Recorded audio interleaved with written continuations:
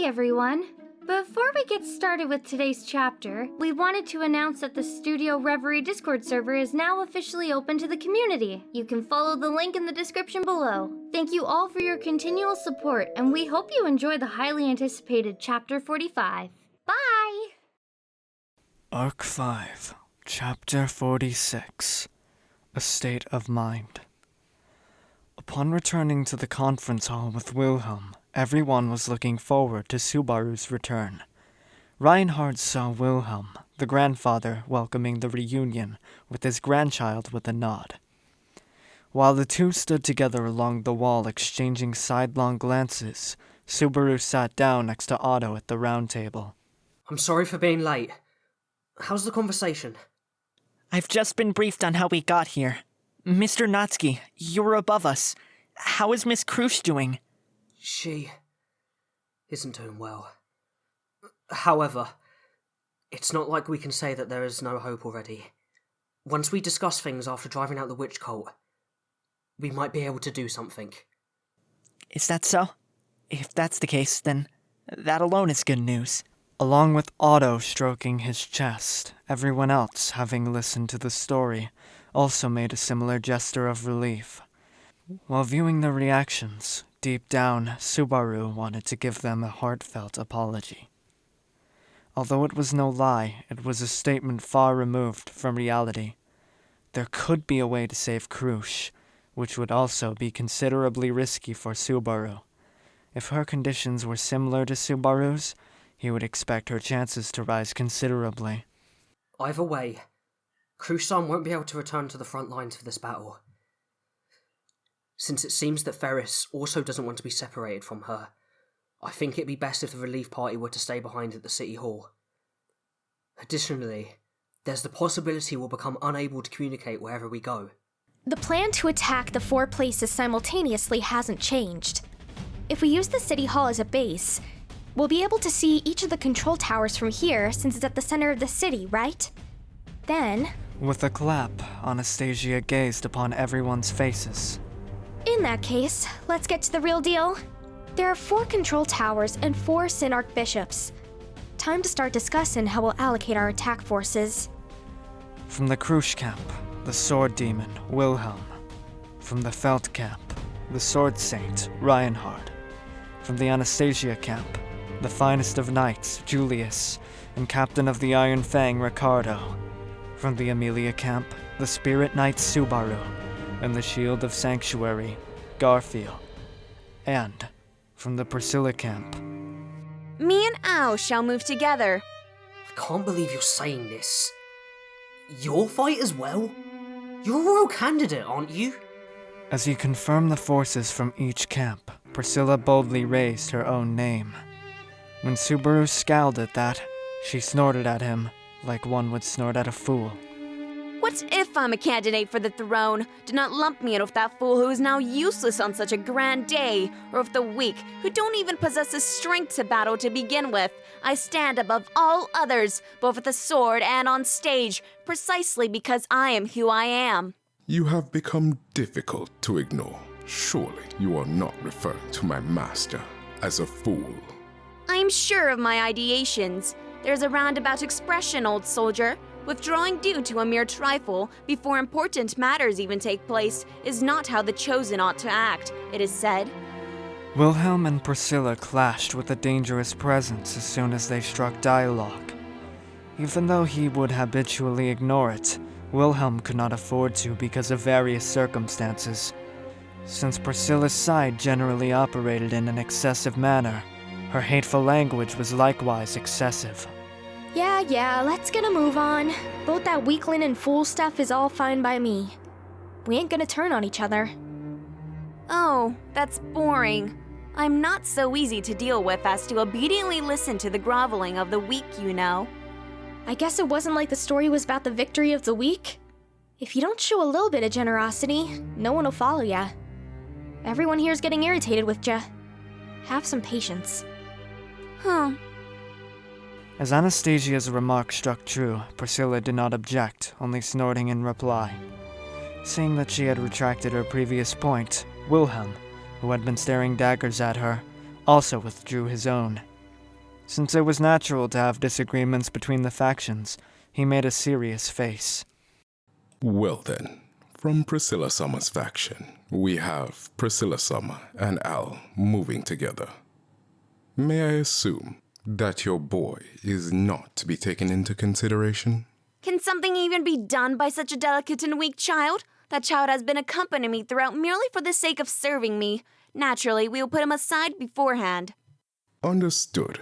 It has been decided that we shall capture the 4 locations with no less than 8 fighters. The boy who was Priscilla's butler, Schult, dropped his head, and the people at the round table were split between those able to fight and those unable. Leaving out the names of the 8 combatants, the non-combatants were Anastasia, Schult, Liliana, and Otto, with Krush and Ferris on the upper floor making 6 people. Before we split up our fighting force, we'll go ahead and confirm our knowledge of the Synarch bishops once more. Let's see, the person who's met all of them, that's just Natsuki-kun, right? Yeah, I think so. Although, even talking about the witch cult's leaders disgusts me. I'll try to give you an explanation. I know their abilities, though only to a certain extent. While gathering everyone's attention, Subaru stood up and began to speak about the witch cults which had attacked the city and the horrible Sin Archbishops who controlled it. First up, Wrath. This one's a person who's completely wrapped in bandages and calls herself Sirius. I don't know what she looks like though. I believe she's probably a woman. She attacks using the chains wrapped around her arms. In addition, it seems like she also uses fire magic. She does not seem to pose a significant threat from what you have said. Is she considerably talented? If it's said by you, then it's difficult for anyone to answer, Reinhard. Talking about simple fighting strength, then Wilhelm or Julius would be able to provide sufficient opposition. She seemed to be an equal match with Emilia in pure melee combat. However, she has the authority of Wrath. An authority. Reinhard frowned to that sound as he brought his hand to his chin. Subaru continued as he nodded back at him. The biggest point about a Sin Archbishop's repulsiveness is their unique ability. Their authority. It's useless to even think about how it works, as it's a force that differs from both magic and sorcery. Since every single one of them is powerful, defeating the authority will be the main focus in defeating a Sin Archbishop. Subaru Dono defeated Sloth in the past. Did he possess one such authority? Yes. The Archbishop of Sloth's authority possessed 2 abilities, the Unseen Hand and Sloth. The first was the power to grow many powerful arms, which were not only invisible, but also had incredible strength. If someone were to be caught by them, they could easily completely tear their body apart. Having witnessed them myself, I have also verified their repulsiveness. It is believable that its power would be able to slaughter someone by just squeezing their bodies. Julius followed up on Subaru's explanation. During the untitled front against Pyrrhixz, it was because Subaru had lent his own eyes that Julius had been able to see through Pyrrhix's unseen hand. He was in an ideal position to reinforce his explanation. Moreover, Sloth's ability enabled him to forcefully possess the bodies of his most high-ranking followers. Whether this was the authority is difficult to tell, but people with good affinity for spirits could easily overcome it, becoming immune. This was why me and Julius both easily dealt with it. The one thing that can be said for both abilities is that no matter how formidable an opponent that Sin Archbishop was, he could be dealt with by assigning the correct people to the correct places. You said an unusually good thing, Julius. That's pretty much it. When Subaru praised him in his own way, Julius looked at Subaru with a discerning, though lukewarm, gaze. While getting an uncanny feeling from that gaze, Subaru once again continued, after clearing his throat. So, let's go back to the discussion about the authority of Wrath.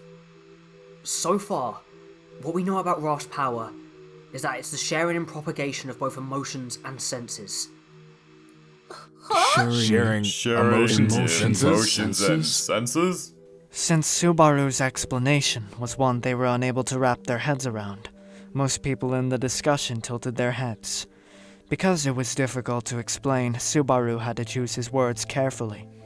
In other words, Wrath is able to synchronize the emotions of people in its range. It makes one person's anger into everyone's anger, and one person's sadness into everyone's sadness. The heck's that? I ain't got an idea what that means. If you said this is a power that forces people to read the mood, you wouldn't be off the mark. But it's not like that. The scary part of this ability is because it can't even transmit feelings of hostility. That means Ra can convey her hostility to those around you, even if they believe her to be their enemy. So it turns the townspeople in its range against us? Exactly.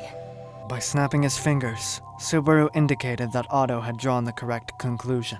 Although everyone's complexion darkened upon hearing that, the problems were not limited to just that. Foolish commoner, did you say this Wrath's power is to share emotions and senses? As the first to finally reach an understanding, Priscilla reclined on her seat, piercing through Subaru with her crimson eyes while concealing her mouth with her folding fan. If the explanation from just now was about sharing emotions, then sharing senses is a different matter, and if we then assume that my imagination is correct, is it not a considerably repulsive ability? I don't know how you're imagining it, but yeah, it's the worst. The authority of Wrath makes it possible to share the wounds of people in its range. Wrath's own wounds are no exception. If even the person herself ain't no exception? Hey, bro, you're kidding me, right? Ain't that the worst? In other words, wouldn't everybody else die if Wrath were to be killed? He had already once experienced that terrible scene, realized by Reinhard's own hand.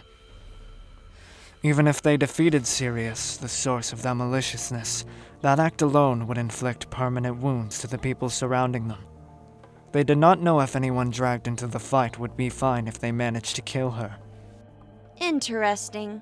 To this hopeless information, everyone held their tongue, incapable of coming up with another countermeasure.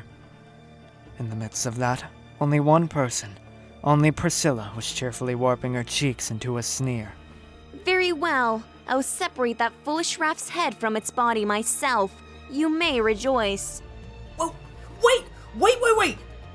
Although I don't know why you're so eager, it's not something you can take so lightly.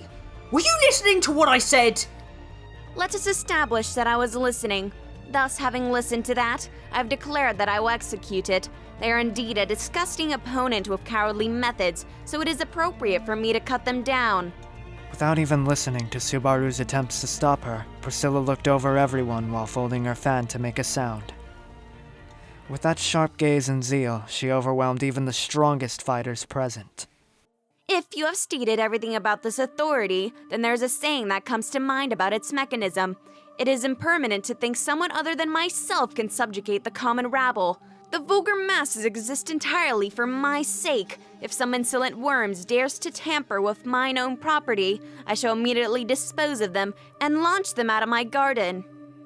But, Princess, isn't that a little too much?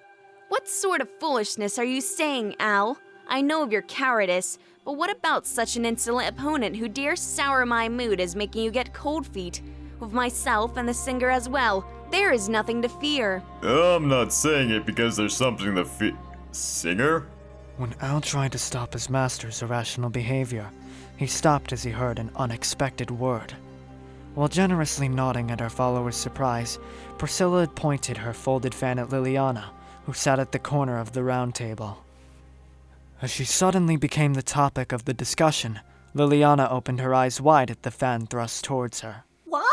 Did you mean me with that name? Why are you doing that so suddenly and neglectfully again? You must not be forgetting about your travels, how much your songs have shaken the hearts of the masses. Here, you can replicate it. In short, you should compete for the emotions of the vulgar masses. I just encourage those who are anxious. You might say, you are overestimating me, but pressuring a weak young girl like me.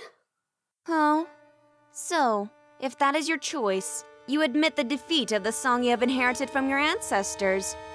Concluding with a snort, Priscilla's words, which sounded like she despised Liliana wholeheartedly, made the latter's expression shift.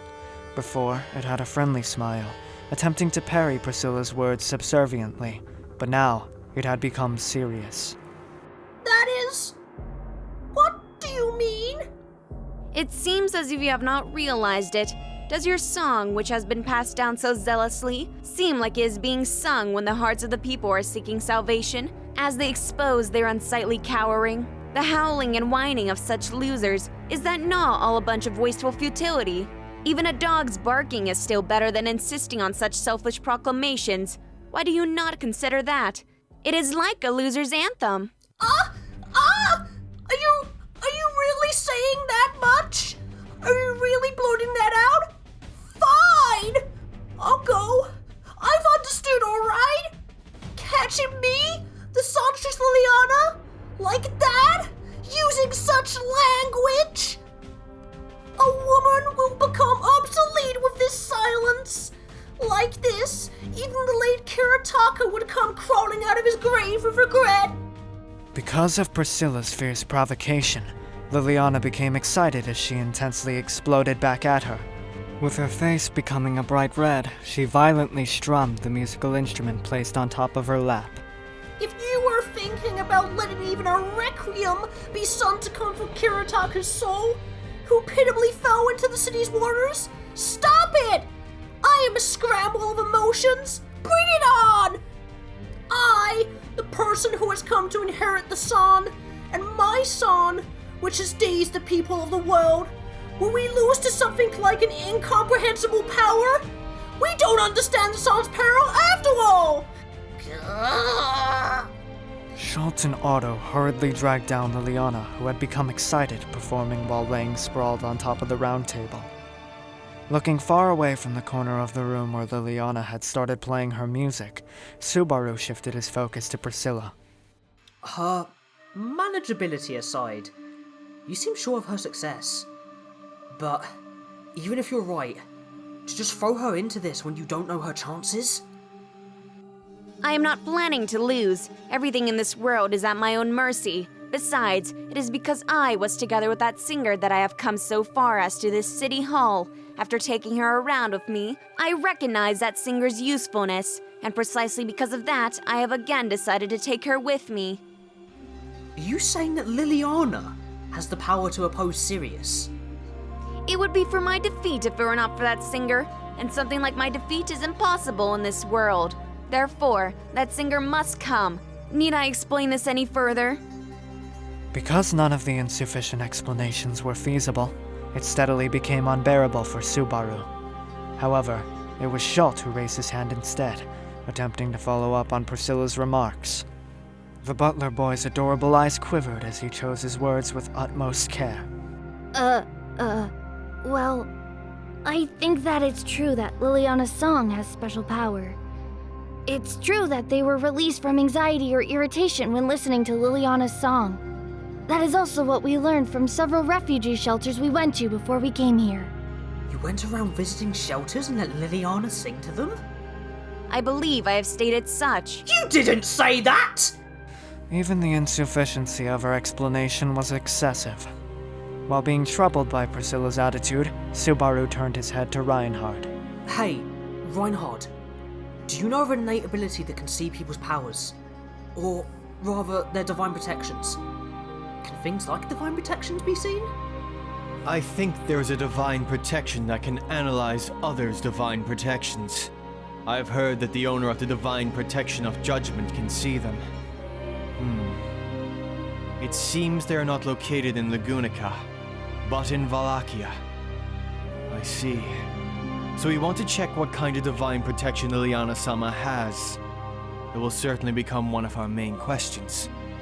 When he understood the purpose of Subaru's question, Reinhard went deep into thought. He just tried to ask because there was nothing to lose, and even he knew that he had asked something unreasonable from Reinhard.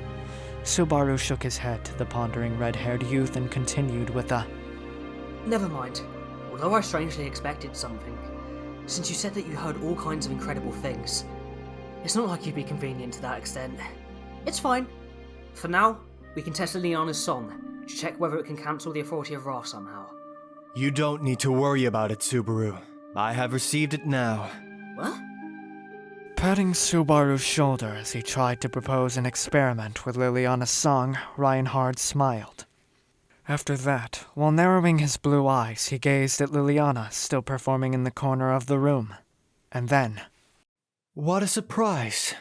Liliana holds a divine protection of telepathy. I'm more surprised at you right now. Rather than divine protection. What did you say just now? Did you say you received it? What did you receive? The treasure that is children? Subaru, this is not a situation to be making fun of. I have been able to confirm Liliana-sama's divine protection. The divine protection of telepathy is, so to speak, a divine protection which transmits the owner's thoughts to others.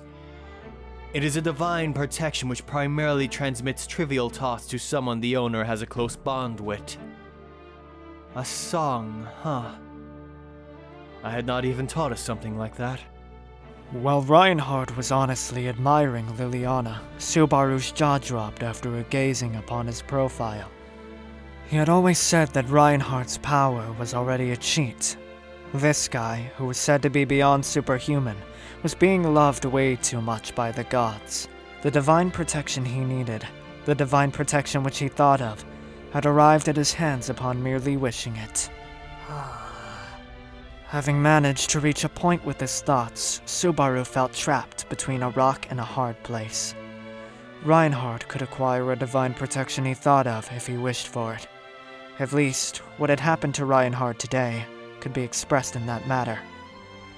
Though that, in and of itself, was an extremely and reassuringly enviable power. Subaru could not put it into words, because he had been mistaken about it. The members of the Wrath Capture Group had been decided: Priscilla, Al, and Liliana.